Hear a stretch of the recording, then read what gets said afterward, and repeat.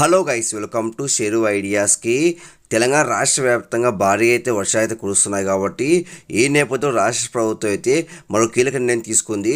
మొత్తానికి స్కూల్స్కి, కాలేజ్కి, ఆఫీస్కి అయితే సెలవు అయితే ప్రకటించింది. ఏ జిల్లాకు సెలవులు ప్రకటించింది, ఎన్ని రోజుల పాటు స్కూల్స్ సెలవులు ప్రకటించింది అని దానిపై ఈ వీడియో క్లారిటీ చెప్తే చూడండి. ఫేస్ మీరుగా మంచిగా ఫస్ట్ టైం వస్తే ప్రతి ఒక్కరు లైక్స్ అండ్ షేర్ చేయండి, ప్రతి ఒక్కరు సబ్స్క్రైబ్ చేసి పక్క మీద ఫోన్ చేసుకోండి. ఇంకా డైరెక్ట్ టాపిక్ తెలిపోతాం. తెలంగాణ రాష్ట్ర వ్యాప్తంగా ఇప్పటికే భారీ వర్షం అయితే కురిశాయి కాబట్టి ఈ నేపథ్యం చాలా స్కూల్స్, కాలేజీలు అలానే ఆఫీసులు కూడా మనకైతే మునిగిపోయాయి.